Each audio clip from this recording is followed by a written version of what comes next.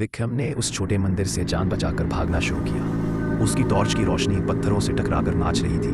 पीछे मुखिया की कर्कश जंजीरों जैसी हंसी हवा में गूंज रही थी और उसके साथ ही दर्जनों नंगे पैरों की आवाज। लेकिन ये कैसी आवाज थी? यह आवाज थी बर्फोनीहीन। विक्रम ने पीछे मुड़कर देखा।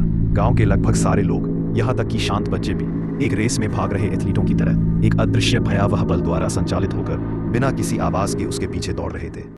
उनके चेहरे पर कोई अभिव्यक्ति नहीं थी, सिर्फ एक ही भाव, पीछा करने का भयावह संकल्प। ये पीछा करना नहीं, बल्कि एक मूक ज्वार था जो उसे निकलने आ रहा था। उसके अपने जूतों की चरमराहट, उसकी अपनी सांसों की घरघराहट और दिल की धक धक ही एकमात्र आवाज थी, और वह आवाज उसे बहरा कर रही थी। विक्रम तेजी से पहाड़ी ढलान की ओर भागा जहां से मुख्य सड़क का रास्ता शुरू होता था। तभी उसके पैर के नीचे एक कच्ची कब्र जैसी जगह धंसी। वह गिरा और उसके हाथ एक सूखे छोटे कंकाल से टकराए। यह किसी जानवर का नहीं बल्कि एक छोटे बच्चे का था, और उसके ठीक बगल में उसे जमीन पर खुदी हुई कुछ चीजें मिली।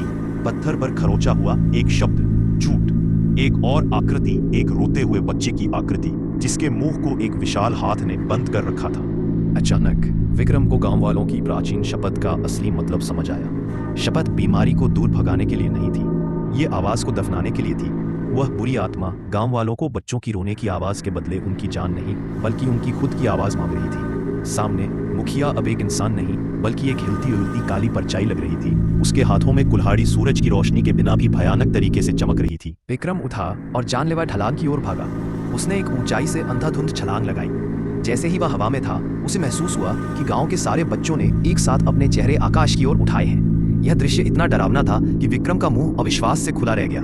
उन्होंने चीखा, या उन्हें चीखना चाहिए था, लेकिन जो बाहर निकला वह ध्वनि नहीं बल्कि एक कंपी थी। ना कोई आवाज, ना कोई हवा, सिर्फ शुद्ध जमा देने वाली मूक ऊर्जा का एक विस्फोट।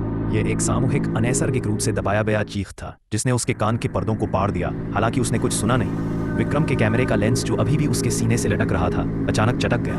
वह चट्टानों पर जा गिरा, दर्द से कराहता हुआ लेकिन जीवित। जब उसने ऊपर देखा तो अंधेरा हो चुका था और पहाड़ की चोटी पर बने गांव में एक भी रोशनी नहीं थी।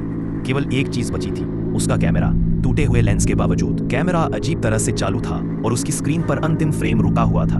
उस फ्रेम में मुखिया की विकृत मुस्कान के पीछे मंदिर की परछाई में एक शिशु की आकृति थी। इसने अब रोना बंद कर दिया था। उसकी काली बेजान आंखें अब कैमरे में झांक रही थीं, जैसे उसने शपथ को स्वीकार कर लिया हो। आगे क्या? विक्रम अब पहाड़ से नीचे मुख्य सड़क पर पहुंच चुका है। क्या उसकी तस्वीरों में वो ध्वनिहीन चीख कैद हो गई है?